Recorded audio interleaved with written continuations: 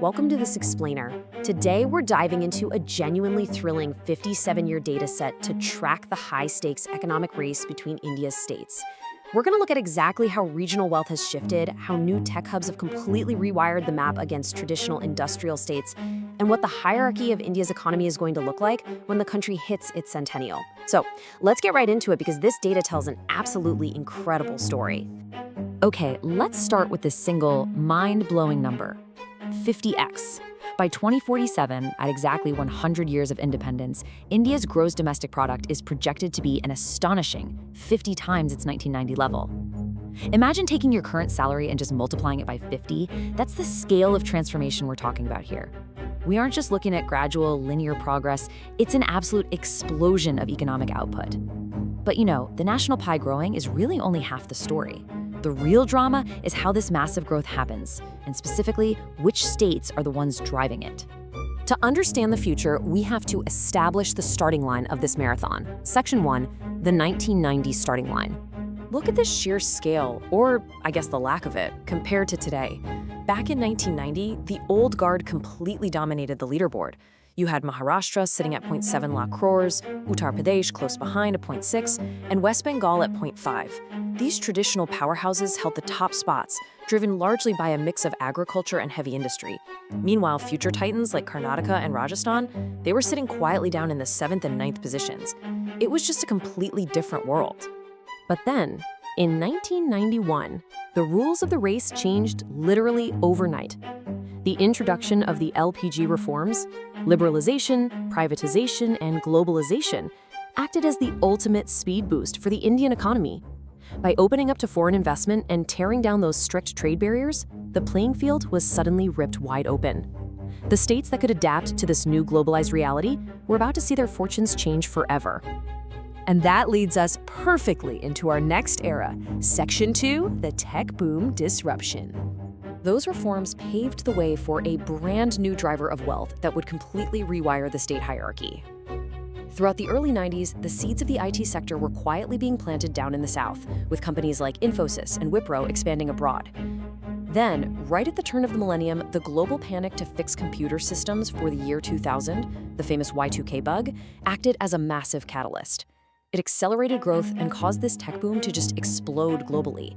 What we're seeing is a fundamental shift in how wealth is generated. You have your 1990s drivers, agriculture and traditional heavy industry, which provided steady, linear growth. But fast forward to the 2030s, and the drivers are tech exports and pharma IT. This is where we transition into the exponential, hockey stick curves of the modern tech and service sectors. It's a totally different economic engine, and the states that harnessed it were about to fly up the regional GDP rankings. And this brings us to the most dramatic overtake of the 21st century. Section 3, Karnataka rewrites the ranks. Just look at this incredible display of momentum captured around 2019 and 2020.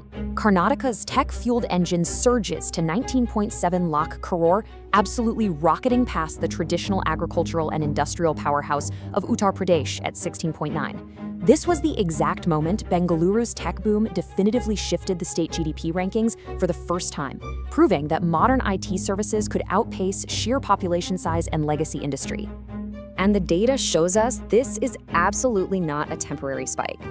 Our projections indicate that by the mid-2030s, Karnataka is expected to cross the staggering milestone of 100 lakh crore rupees.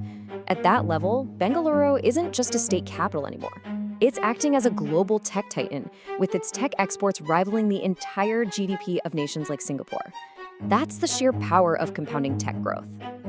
As Karnataka solidifies its lead in the South, a phenomenal new contender enters the race. Section 4, Telangana's rapid ascent. Let's look at Telangana to see a completely new dynamic in play.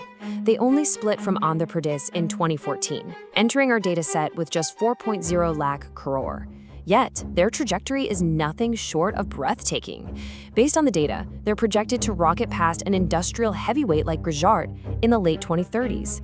And by 2043, they are projected to break into the top 4 state economies in all of India.